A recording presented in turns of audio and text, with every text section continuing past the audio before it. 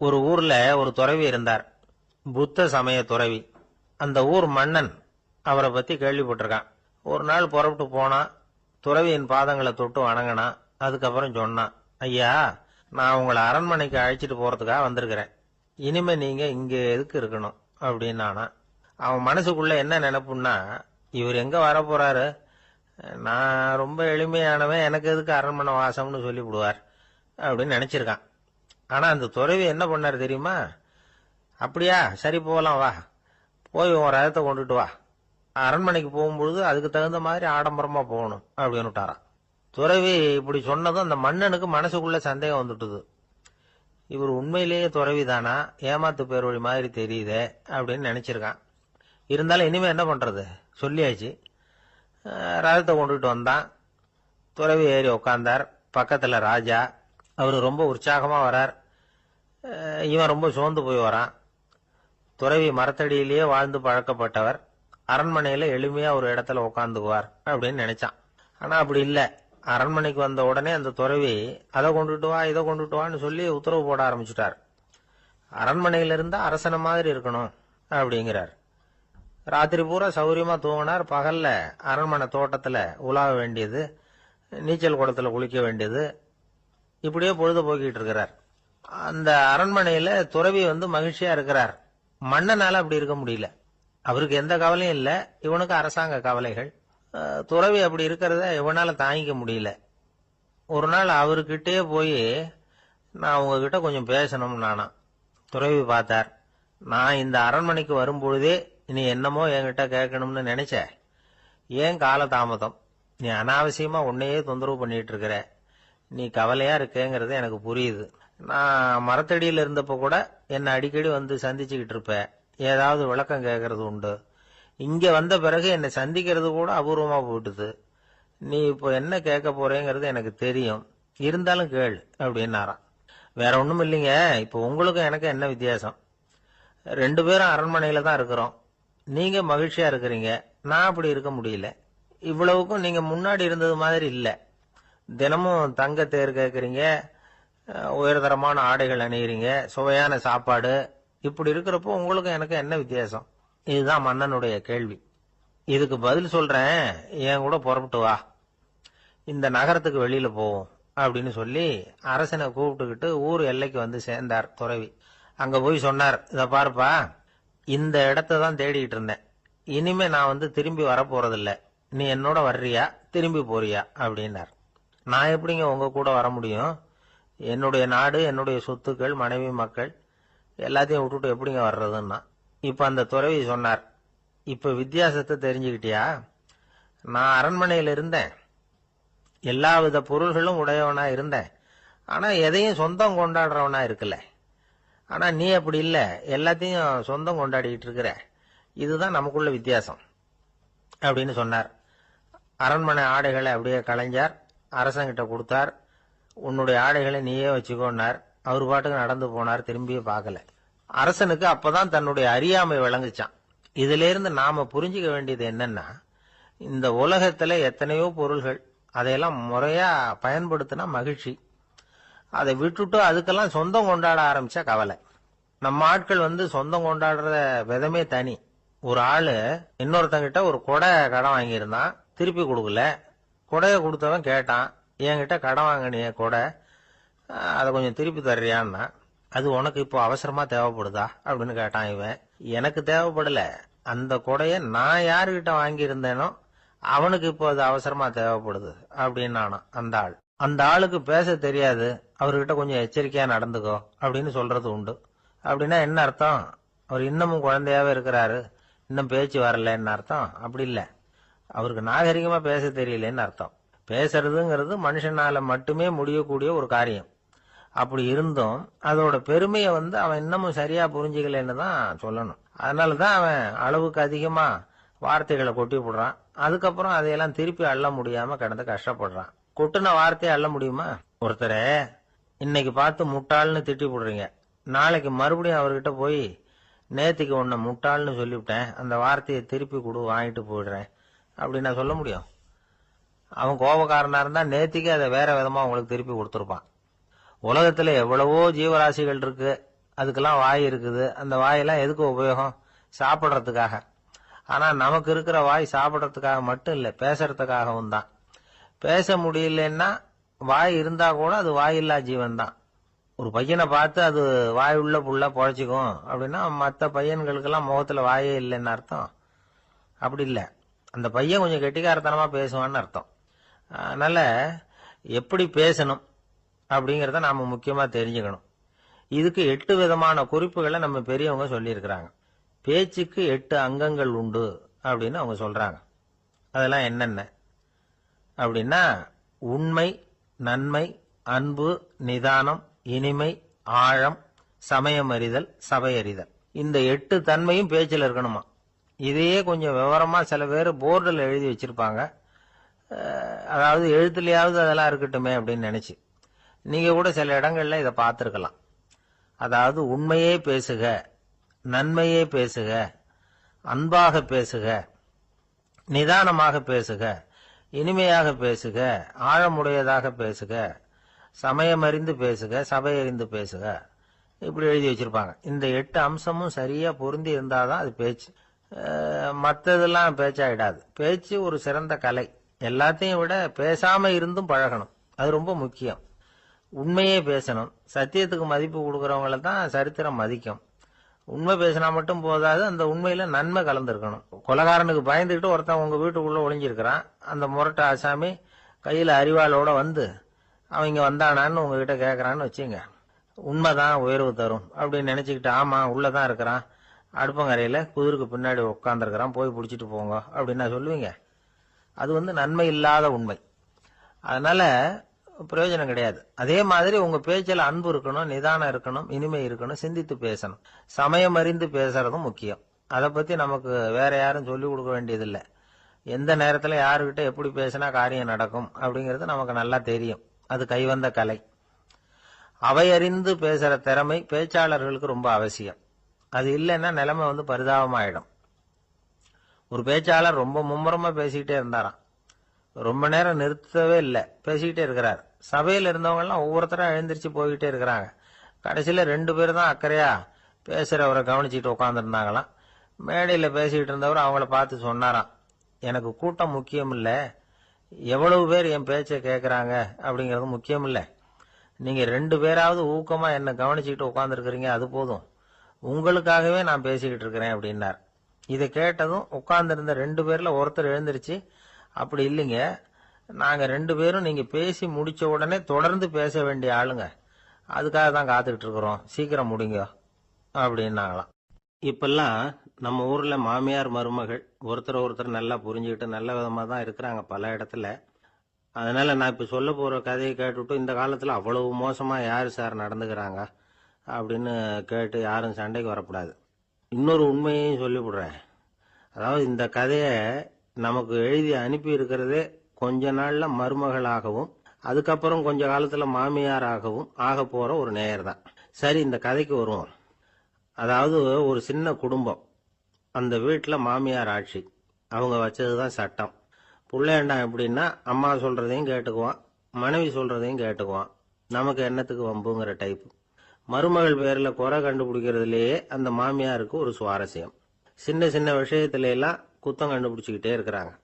பொதுவா எல்லாரும் எப்படின்னா ஏதாவது ஒரு காரணத்துக்காக சண்டை போட்டுக்கிட்டு இருப்பாங்க. அந்த அம்மா எப்படின்னா ஏதாவது ஒரு சண்டையை போடுறதுக்காக காரணத்தை தேடிட்டு இருப்பாங்க. அப்படி ஒரு மனசு. அந்த மருமக பொண்ணு பாவம் பயந்து பயந்து ஒவ்வொரு காரியமும் செஞ்சுக்கிட்டு வந்தது. இப்படியே பல வருஷம் ஓடி போட்டுது. அந்த மாமியாருக்கும் ரொம்ப வயசாயிட்டுது. இருந்தாலும் அந்த பழைய சுபாவம் மட்டும் மாறவே இல்லை. திடீர்னு ஒரு நாள் பக்கவாதம் வந்து அந்த அம்மாவுக்கு ஒரு பக்கம் கை கால் இழுத்துக்கிட்டுது. வாய் சுத்தமா பேச முடியாம போயிட்டுது. சத்தம் மட்டும் வரும். ஒரு பக்கத்து கை காலை அசைக்க முடியும். பேசுறதெல்லாம் கையால தான், அதாவது கை சைகையால. இப்படிப்பட்ட நிலைமையில கூட அந்த பொண்ணு தண்ணியோ பாலோ இவங்க எதிரில் கொண்டாந்து வச்சா அதை வேணும்னே தட்டி விட்டுட்டு ஒம்பு வளர்க்கறது. அதுக்கப்புறம் அந்த பொண்ணு தரையை சுத்தப்படுத்தும்ல, அதை பார்த்து ரசிக்கிறது. இருந்தாலும் அந்த பொண்ணு இதையெல்லாம் பெருசுப்படுத்தாம ரொம்ப பொறுமையா தான் இருந்தது. ஒரு நாள் வீட்டுல வச்சிருந்த பாலை பூனை குடிச்சிட்டு போயிட்டுது. வயசான காலத்துல இந்த அம்மா பால் இல்லாம கஷ்டப்படுவாங்களே அப்படின்னு நினைச்சு பக்கத்து வீட்டுல போய் கொஞ்சம் பால் வாங்கிட்டு காய்ச்சி மாமியார் முன்னாடி கொண்டாந்து வச்சுது அந்த பொண்ணு. வழக்கம் போல அந்த அம்மா பாலை தட்டி விட்டுட்டாங்க. இதை அந்த மருமக பொண்ணு கவனிச்சுட்டுது. இவ்வளவு நாள் பொறுமையா இருந்த இந்த மருமகளுக்கு இன்னைக்கு இதை பார்த்துதான் அசாத்திய கோபம் வந்துட்டுது. கதவுக்கு பக்கத்துல சாத்தி வச்சிருந்த உலக்கையை எடுத்து மாமியார் தலையில போட, அது குறி தவறி கழுத்துல பட, அந்த அம்மா கழுத்தை பிடிச்சிக்கிட்டு ஊன்னு கத்த, இந்த பொண்ணு ஒன்னும் அலட்டிக்காம உலக்கையை எடுத்து மறுபடியும் கதவு பக்கம் சாத்தி வச்சுட்டு அது பாட்டுக்கு நடந்து போயிட்டுது. இருந்தாலும் மனசுக்குள்ள லேசா ஒரு பயம். கணவன் வீட்டுக்கு வந்ததும் என்ன விஷயம்னு கேட்டா எப்படி சமாளிக்கிறது? அன்னைக்குன்னு பார்த்து ரொம்ப நேரம் கழிச்சு வீடு வந்து சேர்ந்தான் கணவன். உடனே அந்த அம்மா புகார் பண்ண ஆரம்பிச்சுட்டுது. பேச்சுதான் வராத, அதனால ஒரு பக்கத்து கையால சைகை காட்டுது. கதவுக்கு பக்கத்துல இருந்த உலக்க பக்கமா கையை நீட்டி காட்டி, அப்படியே அந்த கைய தன் கழுத்துக்கு பின்பக்கமா சுத்தி காட்டி, நாக்க வெளியில நீட்டி நடந்த விஷயத்த புரிய வைக்கிறதுக்கு முயற்சி பண்ணுது. இவனுக்கு ஒன்னும் புரியல. என்ன சொல்றாங்க அம்மா அப்படின்னு மனைவி கிட்ட கேக்குறான். அதுக்கு அந்த பொண்ணு ரொம்ப புத்திசாலித்தனமா, என்னங்க உங்க அம்மா சொல்றது உங்களுக்கு இன்னும் புரியலையா?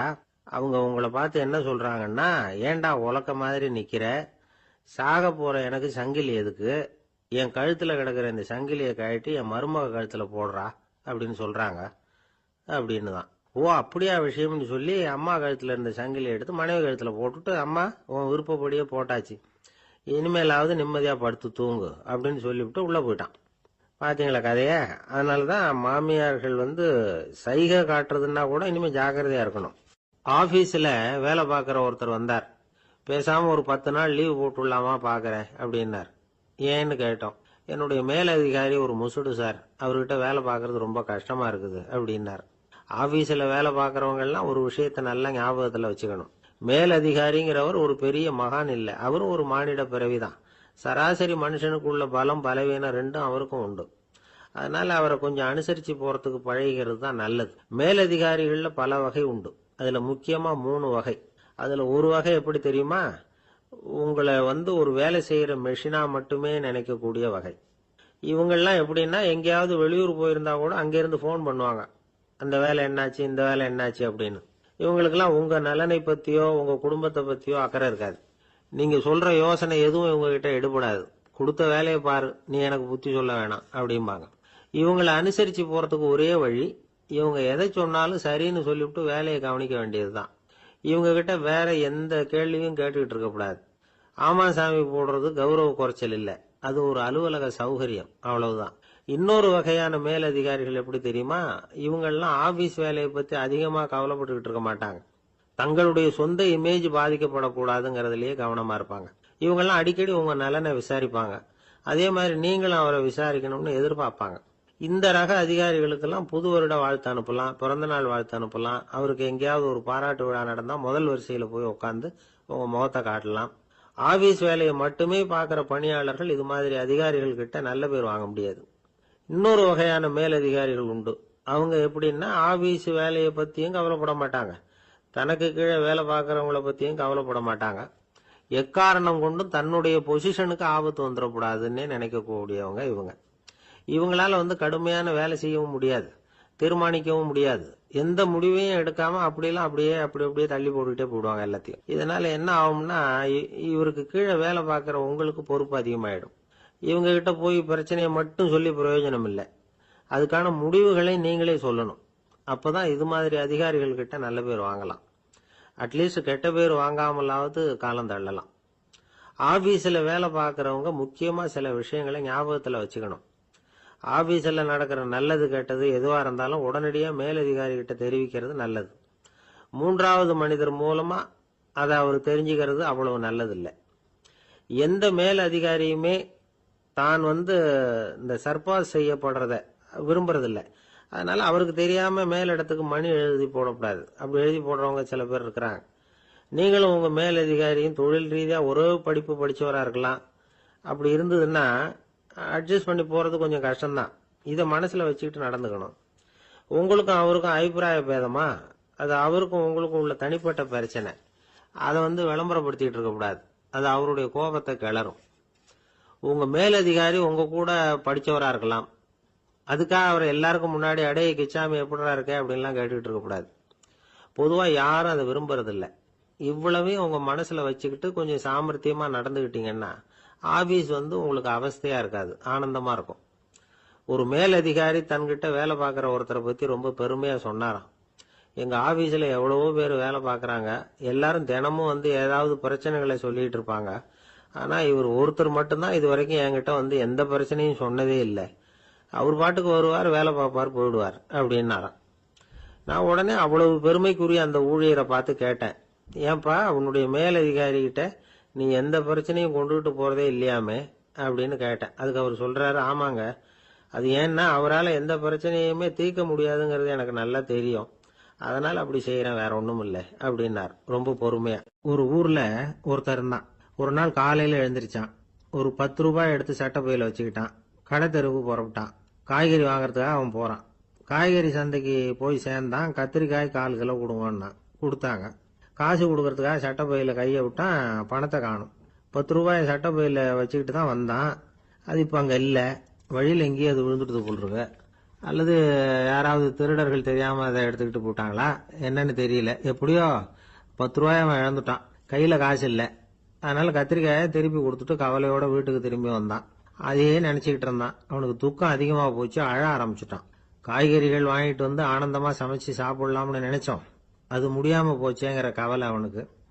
அதனால அதை மறக்கவே முடியல. இது நடந்து கொஞ்ச நாள் ஆச்சு. அதே மனுஷன் இன்னொரு நாள் அதே மாதிரி புறப்பட்டான். பணத்தை எடுத்து பையில வச்சுக்கிட்டான்.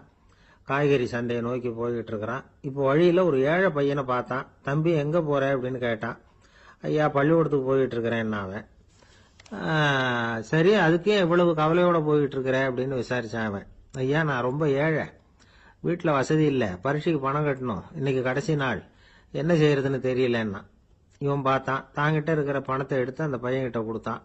இதை வச்சுக்கோ, உடனே பணத்தை கட்டு, நல்லா படி, பரீட்சை எழுது அப்படின்னு சொல்லிவிட்டு திரும்பி வந்துட்டான். வெறுங்கையோட திரும்பி வந்தும் வீட்டுல கேக்குறாங்க, எங்க காய்கறின்னு வழக்கம் போல கேட்டாங்க. இவன் நடந்ததை சொன்னான். இப்போ வீட்டுல இருந்தவங்க அவங்கிட்ட ஒரு கேள்வி கேட்டாங்க, ஏங்க இதே மாதிரி முன்னாடி ஒரு தடவை காய்கறி வாங்க போய் வெறுங்கையோட திரும்பி வந்தீங்க, இப்பவும் வெறுங்கையோட தான் திரும்பி வந்திருக்கிறீங்க, ஆனா முன்னாடி வந்தப்போ வருத்தமா இருந்தீங்க, இப்போ உங்க முகத்துல வருத்தம் தெரியலையே அப்படின்னு கேட்டிருக்கிறான். அதாவது வீட்டுல இருக்கிறவங்க கேட்டாங்களாம். இப்போ அந்த மனுஷன் யோசிக்க ஆரம்பிச்சானாம், இந்த 2 நிகழ்வுகளுக்கு என்ன வித்தியாசம்? போன தடவை அவன் பணத்தை இழந்தான், இந்த தடவை அவன் பணத்தை இழந்திருக்கிறான். போன தடவை யாரோ திருடிட்டு போயிட்டாங்க, இந்த தடவை அவனாவே ஒரு பையன் பேர்ல இறக்கப்பட்டு எடுத்து கொடுத்துருக்கிறான். அன்னைக்கு பணம் போயிட்டுதேன்னு வருத்தமா இருந்தது, இன்னைக்கு பணம் போனாலும் மனசுக்கு மகிழ்ச்சியா இருக்கு, நிறைவா இருக்கு. கொஞ்சம் யோசிச்சு பாருங்க. பணத்தை இழந்தது மகிழ்ச்சிக்கோ வருத்தத்துக்கோ காரணமா இருக்க முடியாது. அப்படின்னா வேற எது காரணம்? அன்றைக்கு வந்து பணத்தை இழந்துட்டேன்னு அழுதான், இன்றைக்கு பணத்தை இழந்தாலும் மகிழ்ச்சியா இருக்கிறான். ஆகவே மகிழ்ச்சிக்கும் துக்கத்துக்கும் இழப்பு காரணம் அல்ல, இழப்பு பற்றிய நம்முடைய அறிவு தான் காரணம் அப்படிங்கிறது பெரியவர்களுடைய கருத்து. எந்த பொருளும் நமக்கு வந்து கவலையை உண்டு பண்றதில்ல, அந்த பொருள் பேர்ல நாம வைக்கிற பற்று தான் கவலையை உண்டு பண்ணுது. பொருள்கள் வந்து நம்ம விட்டுட்டு போயிட்டா நாம அழுதுகிட்டு இருக்கிறோம், நாமே அதுகளை விட்டுட்டு வந்துட்டா மகிழ்ச்சியா இருக்கிறோம். இந்த உண்மையை புரிஞ்சுக்கிட்டு நம்முடைய வாழ்க்கையை நல்ல விதமா அமைச்சுக்கணும். ஒரு ஆள் அழுதுகிட்டு இருந்தான். ஏண்டா அழுகுறேன்னு கேட்கிறார் ஒருத்தர். இழக்கிறதுக்கு எதுவும் இல்லை, அதனால அழறேன்னா. என்னடா சொல்றேன்னார். கிட்ட வாங்க சொல்றேன்னா. இந்த மணி பர்ஸை வேற ஒருத்தன் பாக்கெட்ல இருந்து திருடுனேன், அப்புறம் தான் புரிஞ்சுது அவங்கிட்ட இழக்கிறதுக்கு எதுவும் இல்லைங்கிறது. ஆமாங்க, இது காலி பர்ஸ், அதனால இப்ப அழுதுகிட்டு இருக்கிறேன், திருடியும் பிரயோஜனம் இல்லை அப்படின்னு சொல்லிவிட்டு அழுதானா. ஒரு ஊர்ல ஒரு புகழ்பெற்ற பத்திரிகையாளர் இருந்தார். அவரு ஒரு நாள் திடீர்னு இறந்து போயிட்டார். அதுக்கப்புறம் நேரா சொர்க்கத்துக்கு போனார். சொர்க்கத்தின் வாசல்ல நின்றுகிட்டு இருந்த ஒருத்தர் அவரை தடுத்தார். இத பாரு, ஏற்கனவே இங்க 12 பத்திரிகையாளர்கள் இருக்கிறாங்க, அவங்களுக்கு இங்க வேலை இல்லை. அதுக்கு என்ன காரணம்னா, சொர்க்கத்துல திடுக்கிடும் செய்திகள்லாம் ஒன்றும் கிடையாது, அப்படி என்ன இருக்க போகுது இங்க எல்லாம் அது ஒழுங்கா நடந்துகிட்டு இருக்கும். எல்லாம் ஒழுங்கா நடந்தா பத்திரிகைகளுக்கு சுவாரஸ்யமான கொலை கொள்ளை தீ வைப்பு இது மாதிரி எதுவும் இங்க இல்லை. ஏற்கனவே இங்க இருக்கிறவங்க எல்லாரும் மரத்தடியில் உட்காந்துக்கிட்டு தியானம் பண்ணிட்டு இருக்கிறாங்க. அந்த ஒரே செய்தி தான் தினமும் இங்க வந்துகிட்டு இருக்குது. அதை படிக்கிறதுக்கே இங்க ஆள் கிடையாது. அதனால நான் என்ன சொல்றேன்னா, நீ பேசாம நரகத்துக்கே போயிடு. அங்க எவ்வளவோ நிகழ்ச்சிகள் நடந்துகிட்டு இருக்கு, அங்கதான் அதிகமான பத்திரிகையாளர்கள் தேவைப்படுறாங்க, அங்க உனக்கு நிறைய வேலை இருக்கும், அதை செய்யறதில்ல, நீயும் மகிழ்ச்சியா இருக்கலாம் அப்படின்னு சொன்னாராம். அங்க அந்த சொர்க்கத்தின் வாசல்ல நின்றுகிட்டு இருந்தவர். இந்த பத்திரிகையாளர் அங்கேயே நின்று கொஞ்சம் யோசனை பண்ணார். இவருக்கு சொர்க்கத்திலே இருக்கணும்னு தான் ஆசை. அதனால மெதுவா அவர்கிட்ட பேசினாராம். ஐயா, என்ன ஒரு 24 மணி நேரம் இங்க உள்ள இருக்கிறதுக்கு அனுமதி கொடுங்க. இங்க இருக்கிற பல பத்திரிகையாளர்களை எனக்கு தெரியும். அவங்கள சில பேரை சமாதானப்படுத்தி மெதுவா பேசி நரகத்துக்கு அனுப்பி வச்சுடுறேன். நான் இங்க இருந்துக்கிறேன். உங்க கணக்குப்படி 12 பேருக்கு மேல இங்க தாண்டாது, அப்படி பாத்துக்கிறேன் அப்படின்னாராம். அவரும் யோசனை பண்ணி பார்த்துட்டு, சரி அப்படியே உனக்கு அனுமதி கொடுக்குறேன், ஆனா ஒரு விஷயம், 24 மணி நேரம் தான் அனுமதி, அதுக்குள்ள எல்லாம் நடக்கணும் அப்படின்னு இருக்கார். சரின்னு சொல்லிவிட்டு இந்த பத்திரிகையாளர் உள்ள போனார். யோசனை பண்ணார். திட்டம் போட்டு ஒரு பொருளையை கிளப்பி விட்டார். சக பத்திரிகையாளர்களை எல்லாம் கூப்பிட்டு சொன்னாராம், இந்த பாருங்க, நரகத்துல ஒரு பெரிய தினசரி பேப்பரை கொண்டுகிட்டு வர்றதுக்காக திட்டம் போட்டுக்கிட்டு இருக்காங்க. அதுக்கு பல அதிகாரிகள் தேவைப்படுறாங்க. நிறைய சம்பளம் கிடைக்கும். யார் யாரெல்லாம் நரகத்துக்கு போக ஆசைப்படுறாங்களோ அவங்க எல்லாம் போகலாம் அப்படின்னு ஒரு பொருளையை கிளப்பி விட்டார். 24 மணி நேரம் கழிச்சு வாசல் பக்கம் போனார். அங்க இருந்தவர்கிட்ட எத்தனை பேர் வெளியேறினாங்கன்னு விசாரிச்சாராம். அப்போ அவரு இவரை, நீ வெளியே போகக்கூடாது, முதல்ல உள்ளதான் இருக்கணும் அப்படின்னு தடுத்தாராம். அப்புறம் சொன்னாராம், நீ சொன்ன செய்தியை கேட்டதும் இங்க இருந்த எல்லா பத்திரிகையாளர்களுமே நரகத்துக்கு போயிட்டாங்கப்பா, உள்ள யாருமே இல்ல, அதனால நீ உள்ளே இருக்கலாம் அப்படின்னாராம். இதை கேட்டதும் இந்த பத்திரிகையாளரே குழம்பி போயிட்டார். ஒருவேளை உண்மையிலேயே நரகத்துல புதுசா பத்திரிகை ஏதாவது ஆரம்பிக்க போறாங்களோ அப்படின்னு அவரே நினைக்க ஆரம்பிச்சுட்டாராம். அப்புறம் சொன்னாராம், ஐயா என்னை விட்டுருங்க, நான் நரகத்துக்கே போயிடுறேன், அங்க ஏதோ விசேஷம் இருக்கணும் அப்படின்னாராம். இல்லைன்னா இத்தனை பேரும் ஒட்டு மொத்தமா அங்க போறதுக்கு சான்ஸே இல்லை, என்ன தடுக்காதீங்கன்னு கெஞ்ச ஆரம்பிச்சுட்டாராம். மற்றவங்க நம்பணுங்கிறதுக்காக ஒரு பொருளையை கிளப்பி விட்டார். கடைசியில தானே அந்த பொருளைக்கு ஆளாயிட்டார். அதாவது பிறரை ஏமாற்றிய அவரது மனம் கடைசியில் அவரையே ஏமாத்த ஆரம்பிச்சுட்டு பாருங்க. நீங்க இப்படி அடுத்தவங்களை ஏமாத்துறதுக்கு உங்க மனசை பழக்கப்படுத்துறீங்க, ஆனா கடைசியில் அதனால நீங்களே ஏமாற்றப்படுகிறீர்கள் அப்படிங்கிறது பெரியவர்களுடைய புத்திமதி. அதனால உங்க மனசுகிட்ட ரொம்ப எச்சரிக்கையா இருங்கோ அப்படிங்கிறாங்க. நம்ம ஆளுங்க அங்க போய் என்ன சொல்லுவாங்கன்னா, இந்த பாரு அங்க போவாத இங்க போவாதன்னு பயமுறுத்துறது உண்டு. சில பேர் அங்க பேய் இருக்குது, பிசாசு இருக்கு அப்படின்னு பொருளையை கிளப்பி விடுறது உண்டு. இருட்டு நேரம், காட்டு வழியா ஒருத்தன் போயிட்டு இருக்கிறான். அங்க பேய் பிசாசு நடமாட்டம் இருக்கிறதாக வதந்தி. இவன் பயந்துகிட்டே வேகமா போறான். காடு முடிஞ்சு மெயின் ரோட்டுக்கு வந்து சேர்ந்தான். அப்பாடா, ஒரு பஸ் நின்றுட்டு இருக்கு தனியா, இருட்டுல லேசா தெரிஞ்சது. ஓடி போய் ஏறி உள்ள உட்காந்துக்கிட்டான். பயந்துகிட்டே போனவன் அப்புறம் தான் தெரியுது உள்ள யாருமே இல்லை, டிரைவரும் இல்லை, கண்டக்டரும் இல்லை, வேற யாரும் இல்லை. இவனுக்கு பேய் பயம் அதிகமா போட்டுது. ஏன்னா நடு ராத்திரி. இந்த நேரம் பார்த்து அந்த பஸ் தானே நகர ஆரம்பிச்சுதான். இவனுக்கு இன்னும் பயம் அதிகமா போட்டுது. ஏன்னா டிரைவர் சீட்டு காலியா இருக்கு, பஸ் நகருது. இவன் உடம்பு பூரா நடுங்க ஆரம்பிச்சுட்டுது. வீல்னு கத்தலாமான்னு பார்த்தான். அந்த நேரம் பார்த்து அவன் தோல்ல ஒரு கை விழுந்துதான். திடுக்கிட்டு திரும்பி பார்த்திருக்கிறான். அங்க டிரைவர் நிக்கிறார். அவரு சொன்னாராம், ஏன்பா ஏற்கனவே பஸ் பிரேக் டவுன், நாங்கெல்லாம் பின்னாடி இறங்கி நின்று தள்ளிட்டு இருக்கிறோம், நீ மட்டும் ஜாலியா ஏறி உக்காந்துக்கிட்டியா, இறங்கி வந்து தள்ளப்பா அப்படின்னாராம். இருட்ட கண்டா பயம் உண்டாவதே அது ஏன்? இப்படி ஒரு கேள்வியை ஒரு பெரியவர்கிட்ட கேட்டாங்க. அதுக்கு அவர் பதில் சொல்றார், மனிதனுடைய ஆதிகால வாழ்க்கையில தொற்றிக்கொண்ட பயம் இது வேரூன்றி இருக்குது, இன்னமும் போகல. 50,000 வருஷங்களுக்கு முன்னாடி மனுஷன் குகைகள்ல வாழ்ந்தான். பகல்ல பயம் இருக்காது, ராத்திரியில மிருகங்கள் தாக்கும், கொல்லும், நிம்மதியா தூங்க கூட முடியாது. அதனால இந்த மனுஷனுக்கு இரவுன்னா மரணம், பயம் அப்படின்னு பழகி போச்சு. மனிதர்களுடைய எல்லா மனசையும் சேர்த்து மொத்தமா ஒரு மனசு உண்டு. மனிதர்களுடைய நினைவு இந்த மொத்த மனசுல பதிஞ்சிருக்கு, பரவுது. இந்த மொத்த மனசுல இருட்டு பற்றிய பயம் பதிந்து நீடிக்குது அப்படிங்கிறார் அவர். இந்த காலத்துல இரவை பகலாக்கிறதுக்கு எவ்வளவு விளக்குகள்லாம் வந்தாச்சு. ராத்திரியிலேயும் மிருகங்கள் தாக்குங்கிற நிலைமை இல்ல. பாதுகாப்பான வீடுகள், விலங்குகளும் விலகி போயிட்டு, விலங்குகள்லாம் விலகி போயிட்டு, வீடுகளும் பாதுகாப்பா இருக்குது. சரி, இருந்தாலும் அந்த பழங்கால பயம் இருட்டு பயம் இன்னமும் மனுஷனை விட்டு போகல. இன்னொரு விஷயம் என்னன்னா, இருட்டுல இருந்து வெளிச்சத்துக்கு வராத மனிதர்கள் இன்னைக்கு அதிகம். ஒரு ஆளு ஆத்துக்கு மீன் பிடிக்கிறதுக்காக போனான், இன்னும் விடியல. அதுக்குள்ள வலையை எடுத்துட்டு கிளம்பி போயிட்டான். வெளிச்சம் வர்றதுக்கு முன்னாடியே போய் சேர்ந்துட்டான். விடிகிற வரைக்கும் என்ன பண்றது, சும்மா கரையிலேயே உட்காந்து காலாட்டிட்டு இருக்கிறான். காலில் ஏதோ ஒரு சின்ன மூட்டை தட்டுப்பட்டது. இருட்டுல அது என்னன்னு சரியா தெரியல. மூட்டைக்குள்ள சின்ன சின்ன கல்லா நிறைஞ்சி இருக்குது. சும்மா பொழுது போகணுமேங்கிறதுக்காக இவன் அந்த மூட்டைக்குள்ள இருந்து ஒவ்வொரு கல்லா எடுத்து ஆத்துல வீசிக்கிட்டு இருக்கிறான். விடிகிற வரைக்கும் வேற வேலை இல்லைங்கிறதுனால இப்படி செஞ்சுக்கிட்டே உட்காந்துருக்கிறான். கிழக்க மெதுவா வெளிச்சம் தெரிய ஆரம்பிச்சது. பொழுது விடியறதுக்கான அறிகுறி. இதுக்குள்ள அந்த மூட்டையில இருந்த எல்லா கல்லையும் எடுத்து வீசி எறிஞ்சுட்டான். கடைசியா ஒரே ஒரு கல்லு மட்டும்தான் கையில பாக்கி இருந்தது. வெளிச்சம் வந்ததும் அந்த கல்லை பார்த்தான். அப்படியே திகைச்சு போயிட்டான். அடடா, இது வரைக்கும் தெரியாம தப்பு பண்ணிட்டோமே அப்படின்னு நினைச்சான். ஏன் தெரியுமா? அவன் கையில இருந்தது வெறும் கல் இல்ல, விலை வசந்த ரத்தன கல். அது இருட்டுல என்னன்னு புரியாததுனால மூட்டையில இருந்த எல்லா ரத்தன கல்லையும் ஆத்துல வீசி எறிஞ்சிருக்கிறான். இப்போ அவனுக்கு அழுகையே வந்துரும் போல இருந்தது. வாழ்க்கைய வசதி ஆக்கிக்கிறதுக்கான வாய்ப்பு அவனுக்கு இருந்தது. இருந்தாலும் இருட்டுல அதை இழந்துட்டான். அந்த வகையில அவனுக்கு கொஞ்சம் அதிர்ஷ்டம் இருந்திருக்குது. அதாவது ஏதோ ஒரு வகையில இருந்திருக்குது. அதனாலதான் அந்த கடைசி கல்ல எரியறதுக்குள்ள வெளிச்சம் வந்துட்டுது. பல பேருக்கு அந்த அளவு கூட அதிர்ஷ்டம் வர்றது இல்ல. எல்லாத்தையும் வீசினதுக்கு அப்புறம் தான் வெளிச்சம் வரும். என்னன்னு விவரம் தெரியாமலே எழுந்திரிச்சு வந்துருவாங்க. வாழ்க்கைங்கிறது ஒரு பெரிய புதையல்.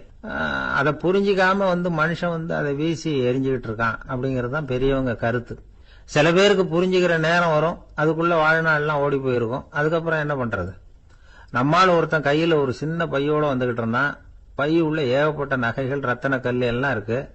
வந்துகிட்டு இருந்தவன் திடீர்னு அந்த பைய அப்படியே ஒரு குளத்துல வீசி எறிஞ்சுட்டான். மகான்கள் தான் இப்படி பற்று இல்லாம இருப்பாங்க. என்னங்க இது, விலை மதிப்புள்ள அந்த பைய இப்படி குளத்துல வீசி எறிஞ்சுட்டீங்களே, இதுக்கு என்ன அர்த்தம் அப்படின்னு கேட்டார் அவன் கூட வந்தவர். அவன் மெதுவா இவர் காதோட காதா சொல்றான். ஒரு போலீஸ்காரர் பின்னாடி வந்துகிட்டு இருக்கிறார், அவர் போனதுக்கு அப்புறம் இதை எடுத்துக்குவேன் அப்படிங்கிறான். திருநெல்வேலி மாவட்டத்துல கோவில்பட்டிக்கு பக்கத்துல உள்ள ஊர் கடம்பூர். காமராசர் முதலமைச்சரா இருந்த காலம். கடம்பூர்ல ஒரு பள்ளி சீரமைப்பு மாநாடு நடக்குது. அந்த பக்கத்துல உள்ள பள்ளிக்கூடம்லாம் அதுல கலந்துக்குது. கண்காட்சி வேற, ஊர் பூரா விழா கோலம். மறுநாள் மாநாடு நடக்க போகுது. ஆனா முதல் நாளே மழை பிடிச்சுக்கிட்டுது. மறுநாளும் அது விடாம பேஞ்சுக்கிட்டு இருக்குது. காமராசர் காலையில இருந்து பல்வேறு நிகழ்ச்சிகள்ல கலந்துகிட்டு சாயந்தரமா கடம்பூருக்கு வந்து சேர வேண்டியவர். மழை பெஞ்சுக்கிட்டு இருக்கிறதுனால நிகழ்ச்சி ரத்தாயிடுமோ என்னமோ அப்படின்னு எல்லாரும் சந்தேகப்பட்டுக்கிட்டு இருக்கிறாங்க. அவர் கோவில்பட்டி பயணிகள் விடுதியில இருக்கிறார். கடம்பூர்ல இருந்து சில பேர் போய் அவரை சந்திக்கிறாங்க. மழை பெஞ்சுக்கிட்டு இருக்குதே, என்ன செய்யலாம் அப்படின்னு கேக்குறாங்க. மழை பெஞ்சா நல்லது தானே, அதுக்காக மாநாட்டை எதுக்காக ரத்து செய்யணும்? ஆசிரியர்கள் எவ்வளவு கஷ்டப்பட்டு ஏற்பாடு பண்ண மாநாடு, கட்டாயம் வந்துடுறேன் அப்படின்னாராம் காமராசர். உடனே புறப்பட்டார். மழையை பொருட்படுத்தாத மக்கள் கூட்டம். அது கலையாம காத்துக்கிட்டு இருக்கிறாங்க அவ்வளவு பேரும். தலைவர் வந்துட்டார்னு தெரிஞ்சது ஜனங்களுக்கு ஏகப்பட்ட உற்சாகம். ஜனங்கள் அவ்வளவு உற்சாகமா வரவேற்றாங்க. மாநாடு ஆரம்பமாச்சு. மலர் மாலைகள் மலை மாதிரி குவிய ஆரம்பிச்சுட்டுது. வரிசையா ஒவ்வொரு கல்வி நிலையம் சார்பாகவும் வரவேற்பு பத்திரம் வாசிச்சு கொடுக்கறாங்க. என்ன வாசிக்கிறாங்கிறத காமராசர் கூர்ந்து கவனிக்கிறார். ஏகப்பட்ட புகழ் மொழிகள். ரொம்ப பாராட்டி புகழ்ந்து என்னென்னமோ வாசிச்சுக்கிட்டு இருக்கிறாங்க. கொடை வள்ளலே, குணக்குன்றே, மலையே, கடலே, இப்படி தமிழ் மொழியில பாராட்டுறதுக்கு எத்தனை வார்த்தைகள் உண்டோ அத்தனையும் அதுல சேர்த்திருக்கிறாங்க. காமராசர் பொறுமை இழந்துட்டார். போதும் போதும், உங்க எல்லாரையும் பார்த்து 2 வார்த்தை பேசிட்டு போறதுக்காக தான் நான் வந்திருக்கிறேன். எல்லாரும் மழையில சிரமப்பட்டு நின்றுட்டு இருக்கிறீங்க. இப்படி என்ன புகழ்ந்து படிச்சுக்கிட்டே இருந்தா எப்படி அப்படின்னாராம். அதுக்கப்புறம் பேசி முடிச்சிருக்கிறார். மாநாட்டு நிகழ்ச்சிகள் முடிஞ்சதும் இன்னொரு நிகழ்ச்சியில கலந்துக்கிறதுக்காக புறப்பட்டாராம். ஒரு திறந்த ஜீப்ல அவரை ஊர்வலமா அழைச்சிக்கிட்டு போயிருக்கிறாங்க. தெருவில் 2 பக்கமும் ஏகப்பட்ட கூட்டம். அங்கங்க ஜீப்பை நிறுத்தி ரோஜா மாலை, ஜருக மாலை இப்படி போட்டுக்கிட்டே இருக்கிறாங்க. அதையெல்லாம் அப்படி அப்படியே வாங்கி அங்கங்க நின்றுகிட்டு இருந்த குழந்தைகள்கிட்டையும் தாய்மார்கள்கிட்டையும் கொடுத்துக்கிட்டே போறார். அந்த சமயத்துல கூட்டத்துக்கு அப்பால ஒரு பெரியவர் கையில ஒரு மல்லிகை சரத்தோட நின்றுட்டு இருக்கிறார். அவரால் முண்டி அடிச்சுக்கிட்டு முன்னால வர முடியல. காமராசர் இதை கவனிக்கிறார். அவ்வளவுதான், உடனே நிறுத்தப்பா வண்டிய அப்படிங்கிறார். ஜீப்பு நிக்குது. டிரைவரை பார்த்து, அதோ பார், அங்க ஒருத்தர் நிக்கிறார் பார், அவர் இங்க அழைச்சிட்டு வா அப்படின்னாராம். கூட்டம் வழி விடுது. அந்த பெரியவரை கிட்டத்துல அழைச்சிட்டு வர்றாங்க. காமராசர் அவரை பார்த்து, வாங்க வாங்க, நல்லா இருக்கீங்களா அப்படின்னு சத்தம் போட்டு உற்சாகமா விசாரிக்கிறாராம். பெரியவர் கண்கள்ல கண்ணீர், பேச்சு வரல. மல்லிகை சரத்தை அவருக்கு போடுறார். கொஞ்ச நேரம் அவர்கிட்ட பொறுமையா பேசிக்கிட்டு இருந்துட்டு அவரை அனுப்பி வைக்கிறார் காமராசர். பெரியவர் போனதுக்கு அப்புறம் காமராசர் பக்கத்துல இருந்தவங்க கிட்ட சொல்றார் அந்த பெரியவரை பத்தி. அந்த காலத்துல ரொம்ப கஷ்டப்பட்டவர் இவரு, ஜெயிலுக்கு போனவர் அப்படின்னு ரொம்ப உருக்கமா நெகிழ்ந்து போய் சொல்றார். இதுல ஒரு விஷயத்த கவனிங்க. தன்னை புகழ்ந்து படிக்கப்பட்ட வாழ்த்து மடலை படிக்க வேணாம்னு தடுத்து நிறுத்தினார். எங்கேயோ ஒரு மூலையில கையில ஒரு 4 முழம் மல்லிகை சரத்தோட ஒதுங்கி நின்றுகிட்டு இருந்த அந்த தொண்டரை அவ்வளவு பெரிய கூட்டத்துக்கு நடுவுலையும் தேடி கண்டுபிடிச்சு கிட்டத்துல கூப்பிட்டு அவர் கொடுத்த அன்பு மாலையை வாங்கி கழுத்துல போட்டுக்கிட்டார். அதுதான் காமராசர். தோல்விகள் கூட அவரை கொஞ்சம் கூட பாதிச்சதில்லை. ஒரு பொது தேர்தலில் அவர் தோத்து போறார். தொண்டர்கள்லாம் அழறாங்க. அதுல ஒருத்தர் மெதுவா காமராசர் கிட்ட போய், என்ன தலைவரே, நீங்க கூட தோத்து போயிட்டீங்களே அப்படின்னு கலக்கமா சொல்லி இருக்கிறார்.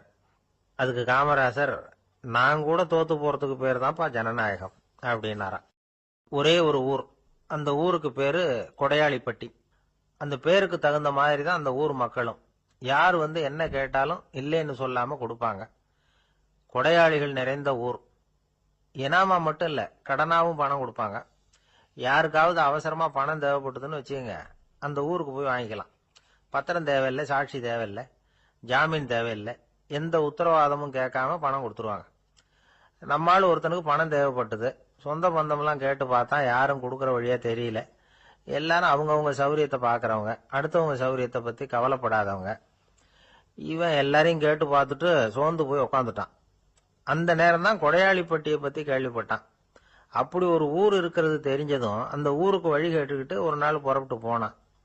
வயல்காட்டு வழியா போக வேண்டியிருந்தது. மெதுவா நடந்து ஊர் எல்லைக்கு வந்துட்டான். 2 பக்கமும் விவசாய வேலைகள் மும்முரமா நடந்துகிட்டு இருக்குது. ஏர் உழுதுகிட்டு இருக்கிறாங்க. அப்ப அங்க ஒரு ஆளை பாம்பு கடிச்சுட்டுது. பக்கத்துல வேலை செஞ்சுக்கிட்டு இருந்தவங்க ஓடி வந்தாங்க. அவசரமா செய்ய வேண்டிய முதல் உதவியெல்லாம் செஞ்சு பார்த்தாங்க. பலன் இல்லை. அந்த ஆள் செத்து போட்டான். அவன் செத்து விட்டான்னு தெரிஞ்சதும் அவனை தூக்கி வரப்பு மேல போட்டுட்டு எல்லாரும் அவங்கவுங்க வேலையை கவனிக்க ஆரம்பிச்சுட்டாங்க. அங்க ஒரு ஆளு இவனை பார்த்து சொன்னான், ஐயா, நீங்க போற வழியில இவன் சொந்தக்காரன், இவனுக்கு சோறு கொண்டுகிட்டு வருவான், இவன் இங்க செத்துட்டான்னு அவன்கிட்ட சொல்லிவிடுங்க அப்படின்னா. இவனுக்கு ரொம்ப ஆச்சரியம். என்னடா இது, பாம்பு கடிச்சுட்டுதுன்னதும் பதறி அடிச்சுக்கிட்டு ஓடி வந்தாங்க, செத்துட்டான்னதும் பேசாம தூக்கி போட்டுட்டு போயிட்டாங்க அப்படின்னு நினைச்சுக்கிட்டே நடந்து போறான். எதிரில் சோறு கொண்டுகிட்டு ஒரு ஆள் வந்தான். இவன் விவரத்தை சொன்னான். அங்க உங்க சொந்தக்காரன் பாம்பு கடிச்சு செத்து போட்டான் அப்படின்னா. அவன் கொஞ்ச நேரம் அமைதியா நின்னான். அதுக்கப்புறமா அங்கேயே வரப்புல உட்காந்து கொண்டுகிட்டு வந்த சோத்தை தானே சாப்பிட்டு முடிச்சான். பேசாம எழுந்திரிச்சு திரும்பி போயிட்டான். கொஞ்சம் கூட பதறல, அழல. இப்படியும் ஒரு ஊரா அப்படின்னு நினைச்சு ஆச்சரியப்பட்டுக்கிட்டே இவன் ஊருக்குள்ள போனான். ஒரு பெரிய மனுஷனை பார்த்து பணம் கேட்டான். அவரும் இவனோட பேரையும் ஊரையும் மட்டும் விசாரிச்சுக்கிட்டு தேவையான பணத்தை கொடுத்துட்டார். பணத்தை வாங்கிட்ட பிறகு தன்னுடைய மனசை அரிச்சுக்கிட்டு இருந்த அந்த விஷயத்தை பத்தி கேட்டான். ஐயா, வழியில ஒருத்தன் செத்துட்டான், அவனை அப்படியே தூக்கி வரப்புல போட்டுட்டு எல்லாரும் வயல்வெளி வேலைகளை பார்த்துக்கிட்டு இருக்கிறாங்களே அப்படின்னா. இதுக்கு அந்த பெரியவர் சொன்னார், ஆமா, அப்படித்தான் செய்வோம். வேலை முடிஞ்சு வீட்டுக்கு திரும்புறப்போ அவனை தூக்கிட்டு அடக்கம் பண்ணிடுவோம் அப்படின்னார். ரொம்ப ஆச்சரியமா இருக்கு அப்படின்னா. ஏன் உங்க ஊர்ல யாராவது செத்துட்டா என்ன பண்ணுவீங்க அப்படின்னு கேட்டார். என்ன இப்படி கேக்குறீங்க, எங்க ஊர்ல எல்லாம் பணத்தை தூக்க விட மாட்டாங்க, ஒப்பாரி வைப்பாங்க, கட்டி புரண்டு அழுது புலம்பி தீத்துருவாங்க அப்படின்னா. இவன் பெரியவர் பார்த்தார். அவங்கிட்ட கொடுத்த பணத்தை லபக்குன்னு பறிச்சுக்கிட்டார். திருப்பி வாங்கிட்டார். இவன் பதறி போய் நிக்கிறான். அவரு சொன்னார், பணத்தையே விட மாட்டேன்னு கட்டுப்பிடிச்சு அழுதா நான் கொடுத்த பணத்தை மட்டும் எப்படி திருப்பி கொடுக்க போற, போயிட்டு வா அப்படின்னு விரட்டி விட்டாராம். இந்த கதையை நண்பர் ஒருத்தர் சொன்னார். கதை வேடிக்கையா தெரிஞ்சா கூட இதுல கருத்து உண்டு. பணம் பிணம் இது ரெண்டையுமே விடுறதுக்கு அவ்வளவு சுலபமா மனம் வர்றதில்லை. இந்த 2 விஷயங்கள்லயும் அறிவார்ந்த செயல்பாடு தேவை. ஒரு பேருந்து மரத்துல மோதி விட்டது. எல்லாரும் அடிபட்டு முனைகிட்டு கிடக்குறாங்க. டிரைவர், கண்டக்டர் இவங்களுக்கும் அடி. அவங்களும் ஒரு பக்கம் கிடக்குறாங்க. ஒரு மூலையில கிடக்கிற ஒருத்தன் மெதுவா முக்கி முனகி கண்டக்டர் கண்டக்டர்னு சத்தம் போடுறான். கண்டக்டர் மெதுவா நகர்ந்து அவங்கிட்ட போய் என்னன்னு விசாரிக்கிறார். அவன் ரொம்ப சிரமப்பட்டு வாயை திறந்து, ஒரு 15 காசு சில்லற பாக்கி அப்படின்னானான். ஒரு கடற்கரை ஓரம், அங்க ஒரு சின்ன கிராமம். அந்த கிராமத்துல ஒரு சின்ன பள்ளிக்கூடம். கடற்கரை ஓரத்துல உள்ள ஒரு விடுதியில ஓய்வுக்காக ஒருத்தர் தங்கி இருக்கிறார். பள்ளிக்கூடத்துல ஏதோ விழா நடக்கிறது மாதிரி தெரிஞ்சது. உடனே அவர் அந்த பக்கமா வந்தார். இங்க என்ன நடக்குதுன்னு விசாரிச்சார். பள்ளி ஆண்டு விழா நடக்குதுன்னாங்க. உடனே போனார். கண்காட்சி ஒன்று வச்சிருந்தாங்க. உள்ள போய் பார்த்தார். பள்ளிக்கூடத்தில் படிக்கிற மாணவர்களை சொந்தமா தயார் பண்ண பொருள்களை காட்சிக்கு வச்சிருக்கிறாங்க. அந்த ஊர் மக்கள்லாம் அதை கூட்டம் கூட்டமா போய் பார்த்துக்கிட்டு இருக்கிறாங்க. இவரும் ஆர்வமா அதையெல்லாம் பார்த்துக்கிட்டே போறார். ஒரு இடத்துல ஒரு சின்ன ரயில் செஞ்சு வச்சிருந்தாங்க. மாணவர்களே தயார் பண்ணது. மின்சாரத்தால் அது ஓடுறது மாதிரி பண்ணி வச்சிருந்தாங்க. அதுல ஒரு சின்ன பொத்தான் இருக்கும். அதை அமுக்குனா ரயில் ஓடும், சுத்தி சுத்தி வரும். மாணவர்கள் எதிரில் நின்று அதுக்கு விளக்கம் கொடுத்துக்கிட்டு இருக்கிறாங்க. இவரு அதை கவனிச்சார். ரயில் ஓடுறத பார்த்தார்.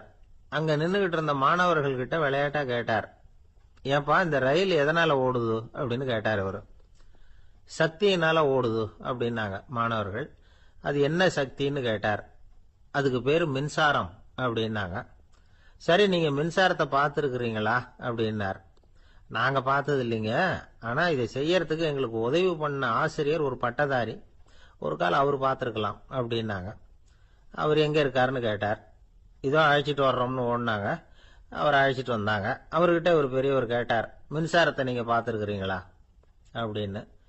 மின்சாரத்தை பார்க்கறதாவது நான் பார்த்ததே இல்லை. நான் பார்த்தது அது செயல்படுற விதத்தை தான். அது விளக்க எரிய வைக்குது, ரயில ஓட வைக்குது, இது மாதிரி எத்தனையோ எந்திரங்களை செயல்பட வைக்குது. ஆனா உண்மையிலேயே அது என்னன்னு எனக்கு தெரியாது. ஒருவேளை இந்த பள்ளிக்கூடத்து தலைமை ஆசிரியருக்கு தெரிஞ்சிருக்கலாம், ஏன்னா அவர் ஒரு மேல்நிலை பட்டதாரி அப்படின்னாராம் அவரு. சரின்னு போய் தலைமை ஆசிரியரை கூப்பிட்டுக்கிட்டு வந்தாங்க. அவர்கிட்டயும் இதே கேள்வி கேட்டாராம் அவரு. மன்னிக்கணும், இந்த கேள்வி இதுவரைக்கும் யாரும் என்கிட்ட கேட்டதில்லை. சக்தியை யாரும் பார்க்க முடியாது, ஆனா அது செயல்படும் விதத்தை தான் பார்க்க முடியும் அப்படின்னாராம் அவரு. இப்போ இதுவரைக்கும் கேட்டுக்கிட்டு இருந்த பெரியவர் சிரிச்சார். சிரிச்சுட்டு சொன்னாராம், சரி, அதுக்காக ஒன்றும் கவலைப்படாதீங்க, என்னுடைய பெயர் தாமஸ் ஆல்வா எடிசன் அப்படின்னாராம். இதை கேட்டதும் அங்க இருந்தவங்களுக்கெல்லாம் அதிர்ச்சி, ஆச்சரியம். என்னது, நீங்க தானா எடிசன்? நீங்க எவ்வளவு மின்சார கருவிகளை உண்டாக்கி இருக்கிறீங்க, நீங்களா இந்த கேள்வியை கேட்டது அப்படின்னாங்களாம். ஆமா, நான் தான் கேட்கிறேன், ஏன்னா நானே மின்சாரத்தை பார்த்தது கிடையாது அப்படின்னாராம் அவரு. அன்புங்கிறது இப்படிப்பட்டது தாங்கிறார் ஓஷோ. அன்புங்கிறது நம்ம உடற்கூறு அமைப்பில் இல்லை, அது நம்ம உடம்புல உள்ள சுத்த சக்தியின் வெளிப்பாடு. அதை உணரத்தான் முடியுமே தவிர பார்க்க முடியாது. அன்பே உன்னை நான் என் இருதயத்தில் வச்சிருக்கிறேன் அப்படின்னு எல்லாம் சொல்லுவான். இதெல்லாம் சும்மா. இது டாக்டர்கள் சொல்ற இருதயம் கிடையாது. அது ரத்தத்தை தள்ளுகிற ஒரு கருவி, அவ்வளவுதான். ஞானிகள் சொல்லுகிற இதயம் வேற, அது கண்ணுக்கு புலப்படாத ஒரு சக்தி. என்னுடைய இதயம் ரொம்ப விசாலமானது சார் அப்படின்னார் ஒருத்தர். அப்படிங்களான்னு ரொம்ப மரியாதையா, ஆமாங்க, டாக்டர் அப்படிதான் சொல்றார், கொஞ்சம் வீங்கி போய் பெருசா இருக்குதான் அப்படின்னார். ஒரு நண்பர்கிட்ட பேசிக்கிட்டு இருந்தேன். அவருடைய உறவினர் ஒருத்தர் ஒரு நேர்முக தேர்வுக்கு போயிருந்தாராம், இன்டர்வியூக்கு. ரொம்பவும் பொறுப்பாகவும் கவனமாகவும் செயல்பட வேண்டிய பதவிக்கான நேர்காணல் அது. இவர் எழுத்து தேர்வுல ஏராளமான மதிப்பெண்கள் வாங்கிவிட்டார். அதனால அதை பத்தி கவலை இல்லை. இப்ப நேர்முக தேர்வுல தேர்வு பெறணும். ஏராளமான சான்றிதழ்கள் வச்சிருந்தார். நேர்காணல்ல கேட்கப்பட்ட எல்லா கேள்விகளுக்கும் சரியான பதில தான் சொன்னார். இருந்தாலும் பாருங்க, அந்த நேர்முக தேர்வுல அவர் தேர்ந்தெடுக்கப்படலை. என்ன காரணம் அப்படின்னு பின்னாடி விசாரிச்ச போதான் விவரம் தெரிஞ்சுதான். அது என்ன ஆயிருக்குதுன்னா, அந்த நேர்காணலின் போது இவர் நடந்துகிட்ட முறையில சில தவறுகள் நடந்து போச்சான். முக்கியமா 2 தவறுகள். ஒன்னு, அவங்க ஒரு கேள்வியை கேட்டு முடிக்கிறதுக்குள்ளேயே இவர் பதில் சொல்ல ஆரம்பிச்சுட்டாராம். ரெண்டாவது என்னன்னா, இவர் நாற்காலியில தாராளமா இயல்பா சாஞ்சி உட்காராம நாற்காலி முனையில உட்கார்ந்துருந்தாராம். இந்த 2 விதமான செயல்பாடுகளும் இவர் அவசரப்படுறவர், பதற்றப்படுறவர் அப்படிங்கிறதுக்கான அடையாளங்கள். அதாவது கேள்வியை கேட்டு முடிக்கிறதுக்குள்ளேயே முந்திட்டு பதில் சொல்றது. ரெண்டாவது, நாற்காலியில இயல்பா தாராளமா உட்காராம நாற்காலி முனையில உட்கார்றது. பார்க்க போற வேலைக்கு அவசரம், பதற்றம் இது 2 இருக்கக்கூடாதான். அதனால மார்க் இருந்தும் சர்டிபிகேட் இருந்தும் அந்த வேலை வாய்ப்பு அவருக்கு கிடைக்கல. வேலை கொடுக்கறவங்க நம்ம கிட்ட இருந்து என்னதான் எதிர்பார்க்கறாங்க, இதை தெரிஞ்சு வச்சுக்கிறது நல்லது. முதல்ல, மற்றவர்களுடன் தொடர்பு கொள்ளும் திறமை, அதாவது எபிலிட்டி டு கம்யூனிகேட். நீங்க நினைக்கிறத அழகா தொகுத்து வகைப்படுத்தி சொல்ல தெரியுதான்னு பார்ப்பாங்க. உங்க திட்டங்களை அடுத்தவங்க ஏற்றுக்கொள்ளக்கூடிய விதத்துல வெளிப்படுத்துறதுக்கு உங்களால முடியுதான்னு பார்ப்பாங்க. இதுக்கு என்ன செய்யறது? குழப்பம் இல்லாம சிந்திக்கணும், குழப்பம் இல்லாம பேசணும். ரெண்டாவது விஷயம், என்னன்னா புத்திசாலித்தனம், அதாவது இன்டெலிஜென்ஸ். ஏத்துக்க போற வேலையை நல்ல விதமா செய்ய முடியுமா உங்களால, அதை எந்தெந்த வழியில செய்யலாம் அப்படிங்கறத உங்களால தீர்மானிக்க முடியுமா, அந்த வேலைக்கான புது புது யோசனைகளை உங்களால சொல்ல முடியுமா அப்படின்னு பார்ப்பாங்க. இது இன்டெலிஜென்ஸ். மூணாவது தன்னம்பிக்கை, அதாவது செல்ஃப் கான்பிடன்ஸ். உங்களுக்கு அது உண்டா அப்படிங்கறத கவனிப்பாங்க. எந்த சூழ்நிலையையும் சமாளிக்கணும், எப்படிப்பட்ட மனிதர்களையும் சமாளிக்கிற தைரியம் வேணும், அடுத்தவங்களை நமக்கு சாதகமா திருப்பக்கூடிய தன்னம்பிக்கை வேணும். நாலாவது பொறுப்புகளை முன்வந்து ஏற்றுக்கொள்ளுதல், வில்லிங்னஸ் டு அக்செப்ட் ரெஸ்பான்சிபிலிட்டி. பொறுப்புகள்ல இருந்து நழுவி போக ஆசைப்படாம செஞ்சு முடிக்கணும். அஞ்சாவது முன் வருதல், இனிஷியேட்டிவ். வேலையோட முக்கியத்துவம் உணர்ந்து அதை ஏத்துக்கிட்டு தகுந்த நடவடிக்கைகளை தயங்காம எடுக்கிறதுக்கு முன் வரணும். ஆறாவது என்னன்னு கேட்டீங்கன்னா தலைமைத்துவம், லீடர்ஷிப். 4 பேருக்கு தலைமை தாங்கி நல்ல விதத்துல நடந்துக்க தெரியுதா. ஏழாவது கற்பனை திறன், இமேஜினேஷன். சில பிரச்சனைகள் வரக்கூடும் அப்படின்னு முன்கூட்டியே யூகிச்சு அதுக்கு தகுந்த மாதிரி நடவடிக்கை எடுக்கிற திறமை உண்டா அப்படிங்கறத பார்ப்பாங்க. எட்டாவது என்னன்னா வளைந்து கொடுத்தல், பிளெக்சிபிலிட்டி. சூழ்நிலைக்கு தகுந்த மாதிரி, மாற்றங்களுக்கு தகுந்த மாதிரி அனுசரிச்சு நடந்துக்கிறதுக்கு தெரியுதா உங்களுக்கு அப்படிங்கறத கவனிப்பாங்க. அடுத்தது திறமைகளை வெளிக்கொணரும் திறமை, இன்டர்பர்சனல் ஸ்கில்ஸ். அடுத்தவங்க கிட்ட இருக்கிற திறமையை கண்டுபிடிச்சு அதை நல்ல விதத்துல ஊக்கப்படுத்தி பயன்படுத்த தெரியுதா அப்படின்னு பார்ப்பாங்க. ஆறாவது சுய அறிவு, செல்ஃப் நாலேஜ். அடுத்தவங்க நம்மளை பத்தி என்ன நினைக்கிறாங்க அப்படிங்கறத நம்மால புரிஞ்சுக்க முடியுதாங்கிறது முக்கியம். அடுத்தது போட்டி மனப்பான்மை, காம்படிட்டிவ்னஸ். அடுத்தவங்களை ஒப்பிட்டு பார்த்து அதை விட ஒரு படி மேல வரணுங்கிற குணம் வேணும். இதுக்கு அடுத்தது என்னன்னா குறிக்கோளை வெல்லுதல், கோல் அச்சீவ்மெண்ட். குறிக்கோளை சவாலா எடுத்துக்கிட்டு அதை அடையணும். அப்புறம் வேறுபட்ட திறமைகள், ஒகேஷனல் ஸ்கில்ஸ். பதவிக்கு வேண்டிய திறமைகள் தவிர மற்ற திறமைகள் எதுவும் உண்டாங்கிறது முக்கியம். நமக்கு வேலை கொடுக்கணும்னு நினைக்கிறவங்க நம்ம கிட்ட இருந்து இவ்வளவும் எதிர்பார்ப்பாங்க.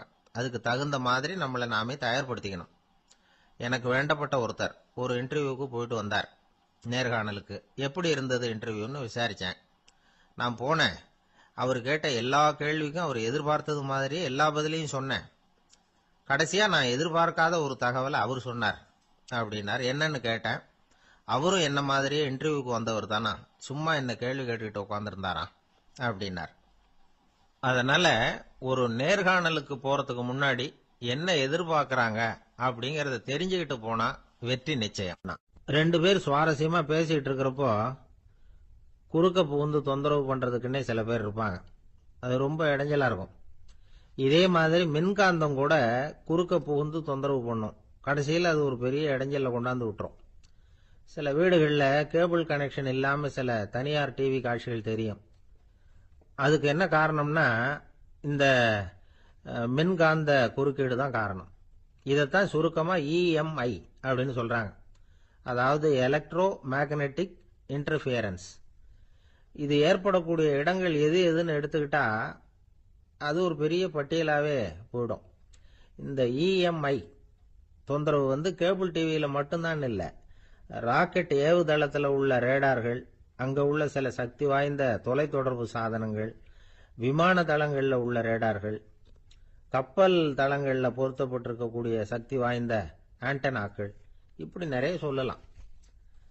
காவல் நிலையங்களில் பயன்படுத்தப்படுகிற வயர்லெஸ் தொடர்பு சாதனங்கள் கூட ஓரளவுக்கு இந்த மின்காந்த அலைகளை வெளியிடும். நம்ம வீட்டில் உட்காந்துக்கிட்டு ரேடியோ கேட்டுக்கிட்டு இருப்போம் அல்லது டிவி பார்த்துக்கிட்டு இருப்போம். அந்த சமயத்தில் பக்கத்து தெருவில் ஒரு மோட்டார் சைக்கிள் அல்லது காரு, குறிப்பாக பெட்ரோல் இன்ஜின், அது போறப்ப அதில் உள்ள மின்காந்த மின்கலத்தில் அதாவது மேக்னெட்டோ பேட்டரியிலிருந்து வெளிப்படுகிற மின்காந்த அலை இங்க டிவியிலையும் ரேடியோவிலையும் கரகரப்பு உண்டு பண்ணும். சரி, இது பெருசா என்ன இடைஞ்சல உண்டு பண்ணிட போகுது அப்படின்னு நாம அலட்சியமா நினைக்கலாம். வயசானவங்களுக்கு மறதி நோயின்னு ஒன்று வரும்ல, அல்ஷமீர், அதாவது மூளையில உள்ள செல்கள் செயலிழந்து போயிடுறது. அது செய்ய வேண்டிய வேலையை மறந்துடும். மனைவியே எதிரில் நின்னா கூட உன்னை எங்கேயோ பார்த்தது மாதிரி தெரியுதே அப்படின்னு சொல்லிட்டு இருப்பாங்க. அப்படி ஒரு மறதி. இந்த விசித்திரமான நோய்க்கு இதுவரைக்கும் மருந்தே இல்லைன்னு வேற சொல்றாங்க. இந்த மைக்ரோ ஓவன் அப்படின்னு சொல்லக்கூடிய சமையல் அடுப்புகள் கூட மின்காந்த அலைகளை வெளியிடுது. சமயத்தில் சில தொழிற்சாலைகளில் கூட பெரிய விபத்துக்களை இந்த இஎம்ஐ உண்டு பண்ணிவிடும். இதை பற்றி தீவிரமாக சிந்திக்க ஆரம்பிச்சதே ஒரு விபத்துக்கு பிறகுதான். அமெரிக்காவுக்கும் வியட்நாமுக்கும் இடையில போர் நடந்ததே, அந்த சமயம் அமெரிக்காவுக்கு சொந்தமான விமானம் தாங்கி கப்பல் ஒன்று வியட்நாமை தாக்கிறதுக்கு தயாரா ஏவுகணைகளோட கடல்ல நிறுத்தி வைக்கப்பட்டிருந்தது. தற்செயலா அந்த பகுதியில கப்பல் தொலைத்தொடர்பு பகுதிக்கு அருகில ஊடுருவிய இந்த சக்தி வாய்ந்த ரேடியோ அலைகள் ஏவுகணையில இருந்த மின்னணு சர்க்கியூட்டை பூர்த்தி செஞ்சு வச்சுட்டுது. அவ்வளவுதான், ஏவுகணை அங்கேயே வெடிச்சு செதறி போச்சு. 130 பேர் அந்த இடத்துலயே உடல் கருகி செத்து போட்டாங்க. ஏகப்பட்ட பொருள்கள் நாசம். இந்த விபத்துக்கான காரணம் என்னங்கிறத உடனடியா யாராலையும் கண்டுபிடிக்க முடியல. ரொம்பவும் கடுமையா முயற்சி பண்ணி கடைசியா கண்டுபிடிச்சாங்க, இது இந்த இஎம்ஐ வேலை தான் அப்படின்னு. மின்னணு தொலைபேசிகள் இருக்க, இதுல பேசும்பொழுது நம்ம காதை அதாவது செவியை ஊடுருவக்கூடிய மின்காந்த அலையானது மூளைக்கு போய் அங்க மூளை கட்டிகளை உருவாக்க ஊக்கம் கொடுக்குது அப்படின்னு வேற கண்டுபிடிச்சிருக்கிறாங்க. இந்த இஎம்ஐ ரொம்ப குறைஞ்ச மின்காந்த அழுத்தத்தில் நமக்கு எந்த பாதிப்பையும் ஏற்படுத்துறதில்லை. மின்காந்த அலைகள் அழுத்தத்தோடு இருக்கிற இடங்கள்ல ரொம்ப நேரம் இருந்தோம்னா நம்ம உடம்பின் வெப்பநிலை 2 டிகிரி செல்சியஸ் வரைக்கும் அதிகரிக்குதாம். அதனால வெப்பநிலையை சீராக்கிறதுக்கு இதய துடிப்பும் அதிகரிக்குது. இப்படிலாம் கண்டுபிடிச்சிருக்கிறாங்க. இப்பெல்லாம் இந்த மின்காந்த குறுக்கீடுகளை தடுக்கிறது எப்படி அப்படின்னு விஞ்ஞானிகள் யோசனை செய்ய ஆரம்பிச்சிருக்கிறாங்க. இந்த விஷயத்துல அலட்சியமா இருந்தோம்னா எதிர்காலத்துல நிறைய பேருக்கு இந்த ஞாபக மறதி நோய் வந்துடும். அப்புறம் அது ரொம்ப கஷ்டமா போயிடும். ஒரு குடும்ப தலைவர் தன் மனைவியை பார்த்து, யார் நீ, உன்னை எங்கேயோ பார்த்தது மாதிரி இருக்குதே அப்படின்னு சொல்லிட்டு இருந்தார். உடனடியா அவரை போய் பார்த்தேன். வாங்க டாக்டர்கிட்ட போகலாம் அப்படின்னு. அவரு என்னை தனியா அழைச்சிட்டு போய் காதோட காதா மெதுவா சொல்றார், இத பார்ப்பா, என் கையில பணம் இல்லாத போகலாம், அப்படி மறதி நோய் வந்துட்டது மாதிரி நடிச்சுக்கிட்டு இருப்பேன், அவ்வளவுதான், அதை நீ கண்டுக்காத அப்படின்னார். அங்க ஒரு புதர் தெரியுது இல்லையா, இந்த புதருக்குள்ள ஒரு சிங்கம் இருக்கு.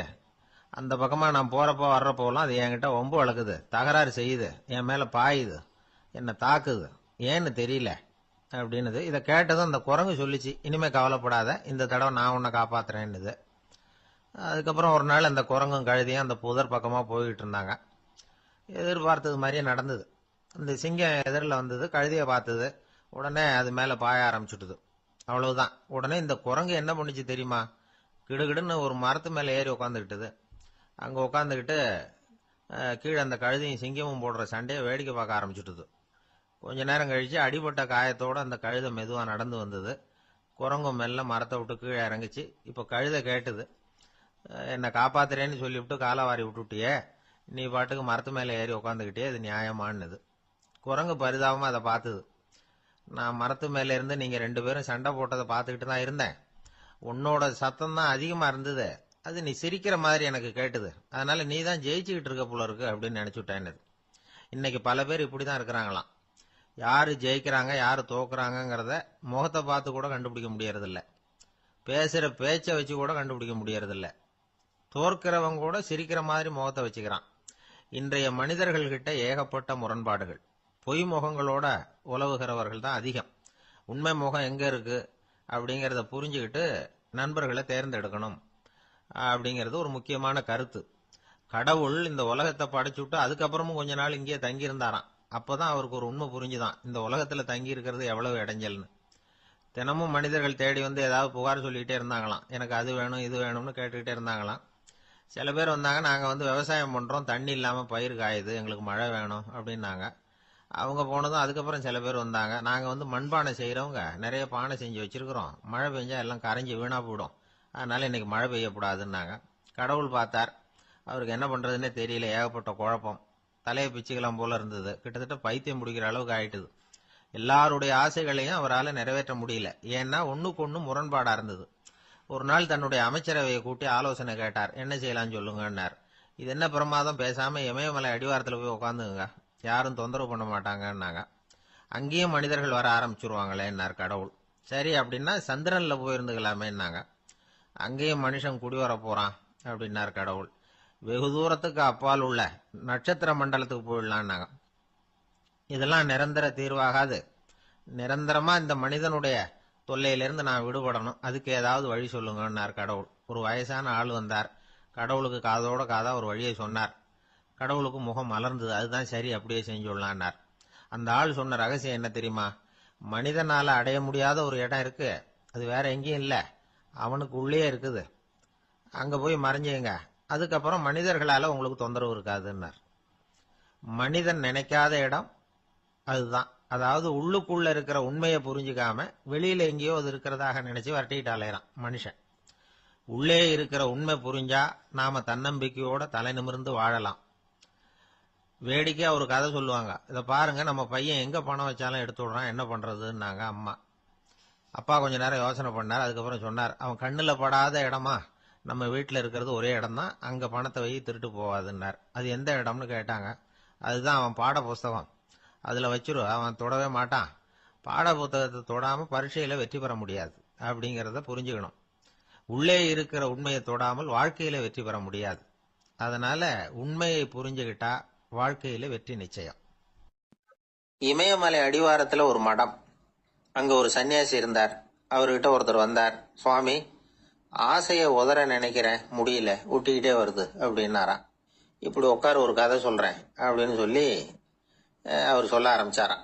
அவர் சொன்ன கதை என்னன்னா, ஒரு ஊர்ல ஒரு ஆள் இருந்தான். அவன் பேரு குப்புசாமி. அவன்கிட்ட எப்பவும் ஒரு பழைய தொப்பி இருக்கும், விடவே மாட்டான். அதனால அவனை எல்லாரும் தொப்பி சாமி அப்படின்னு தான் கூப்பிடுறது வழக்கம். ஒரு புது தொப்பி வாங்கிக்கப்படாதாப்பா அப்படின்னு நண்பர்கள்லாம் சொல்லி பார்த்தாங்க. பணத்துக்கு எங்க போவேன் அப்படின்னு விட்டானா.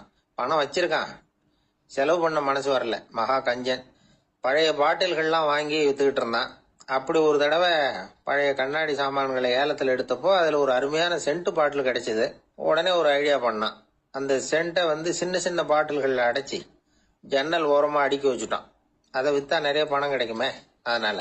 இதுக்கு இடையில ஒரு நாள் அவன் அப்படியே உட்காந்துருந்தான். அந்த நேரம் நண்பன் வந்தான். ஏண்டா, உன் பழைய தொப்பியை மாத்தப்படாதா, ஊர்ல எல்லாரும் கேலி பேசுறாங்களே உன்னை தொப்பி சாமின்னு அப்படின்னு சொல்லி கேட்டிருக்கான். இந்த சென்ட் பாட்டில் வித்ததும் பணம் வரும், அதுக்கப்புறம் பார்க்கலாம் அப்படின்னு நானா இவன். சரி வா, நீச்சல் குளத்துக்கு போயிட்டு வருவோம் அப்படின்னு கூப்பிட்டுருக்கான் நண்பன். 2 பேரும் போனாங்க. அதே நேரம் அந்த ஊர் நீதிபதியும் அங்க குளிக்க வந்தாராம். அவர்கிட்ட இருந்தது விலை வசந்த ஒரு புது தொப்பி. அதை அங்க இருந்த ஸ்டாண்ட்ல மாட்டிவிட்டு குளிக்க போனார். இதுக்கிடையில குப்புசாமி குளிச்சுட்டு வந்தான். அவனுடைய பழைய தொப்பியை காணல. அந்த புது தொப்பியை பார்த்தா இது நண்பனுடைய வேலை தான் அப்படிங்கறதாக புரிஞ்சுக்கிட்டு அதை எடுத்து மாட்டிட்டு வந்துட்டான். நீதிபதி குளிச்சுட்டு வந்து பாக்குறாரு, தொப்பியை காணும். போலீஸ்ல புகார் கொடுத்தார். அவங்க தேடினாங்க. ஒரு மூலையில பழைய தொப்பி கிடைச்சது. அடடா, இது நம்ம குப்புசாமியோட தொப்பி இல்லையா அப்படின்னு நானா ஒருத்தன். உடனே அவன் வீட்டுக்கு தேடிட்டு போயிருக்காங்க. அங்க போய் பார்த்தா புது தொப்பி அங்க இருக்குது. உடனே அவனுக்கு 1000 ரூபாய் அபராதம் போட்டாங்களாம். அவன் பணத்தை கட்டிவிட்டு ரொம்ப எரிச்சலோட வீட்டுக்கு வந்தான். பழைய தொப்பி கண்ணுல பட்டது மறுபடியும். உன்னாலதானே எனக்கு 1000 ரூபாய் நஷ்டம் அப்படின்னு சொல்லி அதை எடுத்துக்கிட்டு அப்படி போயிருக்கான். அந்த ஊர் குளத்துல வீசி எரிஞ்சுட்டு வந்துட்டான். அது மீன் பிடிக்கிற ஒருத்தன் கையில சிக்கிச்சு. அவன் வர்ற வழியில அதை எடுத்து வேகமா வீசி எறிஞ்சான். அது நேரா குப்புசாமி வீட்டு ஜன்னல் வழியா உள்ள இந்த சென்ட் பாட்டில்கள் மேல விழுந்து எல்லாம் உடஞ்சி நொறுங்கி போச்சு. குப்புசாமி பார்த்தான். தோட்டத்துல ஆழமா ஒரு குழியை வெட்டினான். அந்த தொப்பியை போட்டான், மூடிவிட்டான். இதை அடுத்த வீட்டுக்காரன் பார்த்தான். ஏதோ புதையல் தான் வச்சிருக்கான் போல இருக்குன்னு நினைச்சான். போலீஸ்ல போய் புகார் கொடுத்துட்டான். மறுபடியும் போலீஸ் குழியை தோண்டினாங்க. பழைய தொப்பி மறுபடியும் வெளியில வந்தது. எல்லாரும் சிரிக்கிறாங்க. அன்னைக்கு ராத்திரியே அந்த தொப்பியை எடுத்துக்கிட்டு நேரா புறப்பட்டான். ஒரு கல்லுல அதை சேர்த்து கட்டி குடிநீர் தொட்டி இருக்கும்ல, அதுல போட்டுட்டு வந்துட்டான். இனிமே என்ன பண்ணும் பாப்போம்னு. ஒரு நாள் திடீர்னு குழாயெல்லாம் அடைப்பட்டு போச்சு. மாநகராட்சி அலுவலர்கள் என்னன்னு பார்த்தா அந்த பழைய தொப்பி குழாயை அடைச்சிக்கிட்டு இருக்குது. இது குப்புசாமியோட தொப்பிங்கிறது தான் எல்லாருக்கும் தெரியுமே. உடனே குடிநீரை பாழாக்கணத்துக்காக குப்புசாமிக்கு கோர்ட்டு 2500 ரூபாய் அபராதம் போட்டுட்டுது. அதையும் கட்டிவிட்டு வெளில வந்தான். கடைசியா முடிவு பண்ணான். ஒரு நெருப்பு குச்சியை கிழிச்சான். தொப்பியை கொளுத்தினான். எரிஞ்சது. எடுத்து வெளில எரிஞ்சான். கொஞ்ச நேரத்துல தீ அணைப்பு படம் வந்துட்டுது. ஆமா, இவன் எடுத்து எரிஞ்சது வெளியில விழுந்து வீட்டு கூரையே பத்திக்கிட்டு எரிய ஆரம்பிச்சுட்டுது. அவனோட பணத்தாசையும் அதோட சேர்ந்து எரிஞ்சு போச்சான். இப்படி ஒரு கதை. இந்த கதையை சொல்லி முடிச்சார் அந்த இமயமலை அடிவாரத்துல இருந்த சன்னியாசி. இப்ப அந்த குப்புசாமி எங்க இருக்கிறான்னு கேட்டார் எதிரில இருந்தவர். இதோ உன் எதிரிலே இருக்கிறான், நான் தான் அந்த குப்புசாமி அப்படின்னாராம் அந்த சன்னியாசி. அந்த குப்புசாமி கிட்ட இருந்தது மாதிரி ஒரு பழைய தொப்பி நம்ம ஒவ்வொருத்தர்கிட்டயும் உண்டு. அதை எப்படி தொலைக்கிறதுன்னு தெரியாம தடுமாறிக்கிட்டு இருக்கிறோம். அது என்ன தொப்பிங்கிறீங்களா? அதுதான் நம்மை சூழ்ந்திருக்கிற மாயை அப்படிங்கிறார் சுவாமி சின்மயானந்தர். மெய்ஞானம் கிடைக்கிறப்போ மாயை எரிஞ்சு போகும் அப்படிங்கிறது அவருடைய கருத்து. நம்மால் ஒருத்தர் வேகமா ஓடி வந்தார். காலில் மாட்டியிருந்த பழைய செருப்பு ரெண்டையும் ஆவேசமா தூக்கி ஒரு கிணத்துல போட்டுட்டு வெறுங்காலோட நடந்து வந்துகிட்டு இருக்கிறார். ஏன் அப்படி பண்ணீங்க அப்படின்னு கேட்டோம். அந்த செருப்புக்கு சொந்தக்காரன் பின்னாடி வந்துகிட்டு இருக்கிறான், அதனால அப்படி பண்ணேன் அப்படிங்கிறார் இவர். ஒரு ஆளு ராமகிருஷ்ணரை தேடி வந்தான். அவன் கையில 1000 பொற்காசுகள் வச்சிருந்தான். அதை அவர்கிட்ட கொடுத்து இதை ஏத்துக்கணும் அப்படின்னு ரொம்ப பணிவா கேட்டுக்கிட்டான். அவரு பார்த்தார், இது எனக்கு தேவையில்லை, ஆனாலும் உன்னுடைய மனசை புண்படுத்துறதுக்கு நான் விரும்பல, அதனால நீ கொடுக்கறத வாங்கிக்கிறேன்னார். வாங்கிக்கிட்டார். அப்புறம் கேட்டார், இதை பாரு, இனிமே இதெல்லாம் என்னுடையது தானே அப்படின்னார். ஆமா, அதையெல்லாம் நான் உங்களுக்கே கொடுத்துட்டேன். அவன், சரி, இப்போ நீ எனக்காக ஒரு காரியம் பண்ணணும்னார். என்ன செய்யணும்னு சொல்லுங்கன்னா, இந்த நாணயங்களையெல்லாம் எடுத்துக்கிட்டு போய் கங்கை நதியில் எரிஞ்சுட்டு வா அப்படின்னார். இவனுக்கு அதிர்ச்சியாக போச்சு. என்ன பண்ணுறது, இனிமேல் அது முடியாதுன்னு சொல்ல முடியாது. ஏன்னா அந்த நாணயங்களையெல்லாம் அவருக்கே கொடுத்துட்டான். இனிமேல் அதெல்லாம் இவனுடையது இல்லை. பேசாமல் அவ்வளவே அள்ளிக்கிட்டு ஆத்தங்கரைக்கு போனான். போனவன் ரொம்ப நேரம் திரும்பியே வரல. ராமகிருஷ்ணருக்கு சந்தேகம், என்ன ஆச்சு அந்த மனுஷனுக்கு, காசுகளோட அந்த கங்கையில் குதிச்சுட்டானா, போகும்பொழுதே ஒரு மாதிரியாக தான் போனான், போய் என்னன்னு பார்த்துட்டு வாங்க அப்படின்னார். அங்கே இருந்த ஒருத்தர் ஓடி போய் பார்த்தார். அவர் போய் பார்க்கும்பொழுது அவன் அங்கேயே இருந்தான். அதுக்கப்புறம் அவர் திரும்பி வந்தார். வந்து விவரத்தை சொன்னார். அதாவது அவன் கங்கை கரையில் உட்காந்துக்கிட்டு ஒவ்வொரு நாணயமா 1 2ன்னு எண்ணி எண்ணி வீசிக்கிட்டு இருக்கிறான். அவனை சுற்றி ஒரு கும்பல் நின்றுக்கிட்டு அவனை தடுத்துக்கிட்டு இருக்குது அப்படின்னு விவரத்தை சொன்னார் போயிட்டு வந்தவர். இதை கேட்டதும் ராமகிருஷ்ணரே புறப்பட்டு அங்கே போனாராம். என்ன இப்படி பண்ணிட்டு இருக்கிற, நான் உன்னை அந்த நாணயங்களை கங்கையில் வீசி எறிய சொன்னேன், நீ ஏன் அதை எண்ணிக்கிட்டு இருக்கிற அப்படின்னார். பழக்கம்தான் காரணம், நான் ஒவ்வொரு நாளும் ஒவ்வொன்றா சேமித்து வச்சேன். இன்னைக்கு என்கிட்ட நிறைய இருக்குது, உங்களுக்கு ஒரு 1000 நாணயங்களை கொடுக்கணுங்கிறது என்னோட ஆசை அப்படின்னா. இப்போ ராமகிருஷ்ணர் சொன்னார், ஒரே நேரத்தில் எல்லாத்தையும் சம்பாதிச்சிருந்தா நீ எண்ணுறது பொருத்தமாக இருக்கும். எல்லாத்தையும் இழக்கும் போது ஒவ்வொன்றா எண்ணிக்கிட்டு இழக்கிறதுங்கிறது சரியான செயல் இல்லை. அதனால ஒரே தடவையாக எல்லாத்தையும் தூக்கி எறிஞ்சிடும் அப்படின்னார். இது இழப்பது அப்படிங்கிற ஒரு உயர்ந்த நிலை. இதை நாம் யதார்த்த வாழ்க்கையில் சம்பந்தப்படுத்தி பார்த்து குழப்பிக்கிட்டு இருக்கக்கூடாது. இழக்கிறேன்னு சொல்லிக்கிட்டு இருக்கிற காசையெல்லாம் ஆற்றுலையும் குளத்துலையும் கொண்டு போய் எரிஞ்சிட்டு வாங்க அப்படின்னு உபதேசம் பண்ணுறதாக யாரும் நினச்சிடக்கூடாது.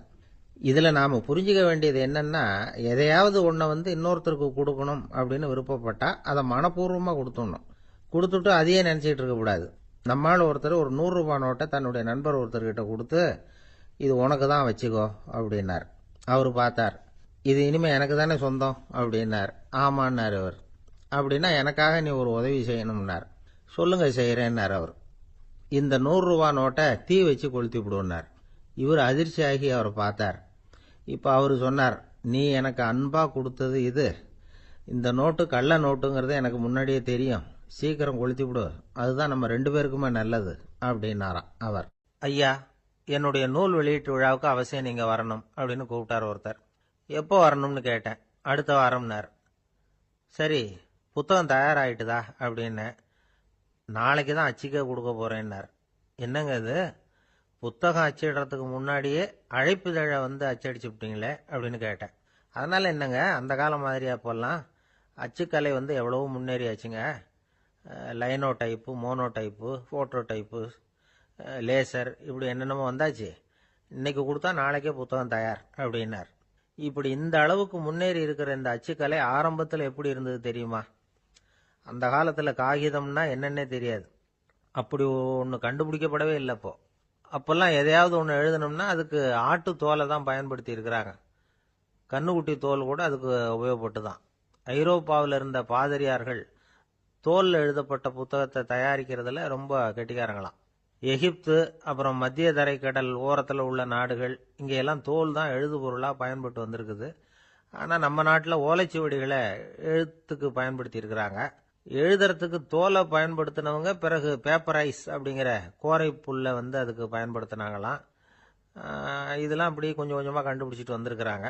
அந்த புல்லை கச்சிதமாக நறுக்க வேண்டியது, நல்லா பதப்படுத்த வேண்டியது, அதுக்கப்புறம் அதில் எழுத வேண்டியது, அவ்வளவுதான். பேப்பருங்கிற சொல்லே இந்த பேப்பைரஸ் அப்படிங்கிறதுலேருந்து வந்தது தான். அதுக்கப்புறம் தான் காகிதம் வந்தது. இதை முதல்ல சீன நாட்டில் தான் கண்டுபிடிச்சாங்க. அது வந்த பிறகு அச்சு எந்திரம் கண்டுபிடிக்க வேண்டிய அவசியம் ஏற்பட்டது. அதை கண்டுபிடிச்சவர் ஜெர்மானிய அறிவியல் அறிஞர் ஜான் கூட்டன்பர்க். அச்சு கலைக்கு அடித்தளம் அமைச்சவர் அவர் தான். ஜெர்மனியில மெயின்ஸ் அப்படிங்கிற ஊர்ல 1399 பிறந்தார். அவரோட மாமன் ஒருத்தர் உலோக வேலையில வல்லவர். அவர்கிட்ட அந்த வேலையை கத்துக்கிட்டார். அதோட வைர கற்களை பட்டை தீட்டுறதுலையும் ரொம்ப தேர்ச்சி பெற்றிருந்தார். இளம் வயசுலயே சும்மா இருக்க மாட்டாராம். எதை செஞ்சாலும் அதை திறமையா செய்வாராம். அவர் தான் முதல்ல மர அச்சு எழுத்துக்களை உருவாக்கினார். அது மேல மை தடவி பிரதிகள் எடுத்தார். அதுக்கப்புறம் உலோக எழுத்துக்கள், முதல்ல காரியம், அப்புறம் இரும்பு, அப்புறம் கலப்பு உலோகம். பிறகு அச்சடிக்கிறதுக்கு எந்திரம் ஒன்றையும் உருவாக்கினார். முதல்ல பைபிள் அச்சடிச்சார். 1468 அவர் இறந்து போனார். 16ஆம் நூற்றாண்டுல மேலை நாடுகள்ல இருந்து மர எழுத்துக்களை கொண்டுகிட்டு தமிழ்நாட்டில் கிறிஸ்துவ நூல்களை அச்சிட்டாங்க. அப்பெல்லாம் அச்சகங்கள் போதிய அளவுக்கு இங்க இல்லை. அதுக்கு என்ன காரணம்னா, இந்தியர்கள் அச்சகங்களை நடத்தக்கூடாது அப்படின்னு சட்டம். 1835 வரைக்கும் அந்த சட்டம் நடைமுறையில் இருந்தது. இந்த நிலைமையில அங்கேயும் இங்கேயுமா 1-2 அச்சகங்கள் ஆரம்பமாச்சு. 1713 தரங்கம்பாடியில லூத்தரன் மிஷன் அச்சகம், அதே ஆண்டுல சென்னையில SPCK அச்சகம். இது ரெண்டும் தான் இந்தியாவில் முதல்ல தொடங்கப்பட்ட அச்சகங்கள். ஆட்டுத்தோல்லையும் ஓலைச்சுவடியிலையும் எழுதப்பட்ட எழுத்துக்கள் இன்னைக்கு எங்கேயோ போயிடுது. ஆனா நம்ம ஊர்ல எழுத்தாளர்கள் நிலைமை தான் ஒன்னும் சொல்லிக்கிறது மாதிரி இல்லை.